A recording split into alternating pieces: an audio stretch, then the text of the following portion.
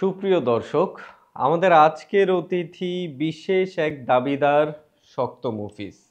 যদিও ওনার নামটা শক্ত, কিন্তু আমার কাছে মনে হচ্ছে ওনার ইমানটা একটু নরম। কি বললেন?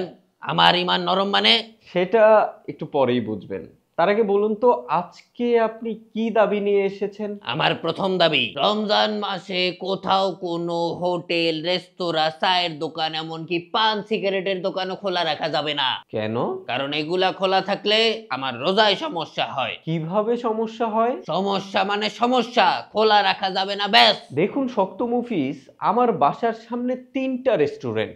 আমি জানি ওখানে কি রান্না হয়। কই, আমার তো রোজায় কোনো সমস্যা হয় না। আপনার হলে হলো, না হলে নাই, এ তো আমার তো কিছু যায় আসে না। আচ্ছা আচ্ছা, তো আপনার দ্বিতীয় দাবিটা কি? আমার দ্বিতীয় দাবি, রমজান মাসে কোনো নারী বাসা থেকে বের হতে পারবে না। কোনো নারী পারবে না নাকি শুধু পর্দাবিহীন নারী পারবে না? না, কেউই পারবে না।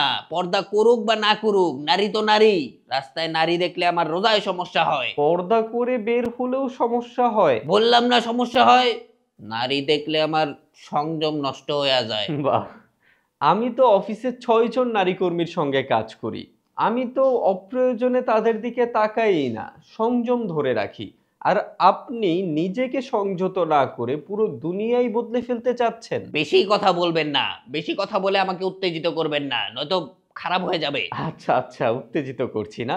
শক্ত মুফিজ, আপনার আরো কোনো দাবি আছে? আমার তৃতীয় দাবি, রমজান মাসে mobile, telephone, bus station, rail station, কোথাও কোনো নারী কণ্ঠ ব্যবহার করা যাবে না। এটাতেও? জি হ্যাঁ, এটাতেও। মানে খাবারের দোকান দেখলেও আপনার রোজায় সমস্যা হয়, রাস্তায় নারী দেখলেও আপনার রোজায় সমস্যা হয়, এমনকি কম্পিউটারের নারী কণ্ঠ শুনলেও আপনার রোজায় সমস্যা হয়? জি হয়। ধুর মিয়া, সমস্যা তো আপনার রোজায় না, সমস্যা তো আপনার ইমানে। এই জন্য শুরুতেই বলছিলাম যে আপনার নাম শক্ত মুফিজ হইলেও আপনার ইমানটা নরম, মানে দুর্বল। কি?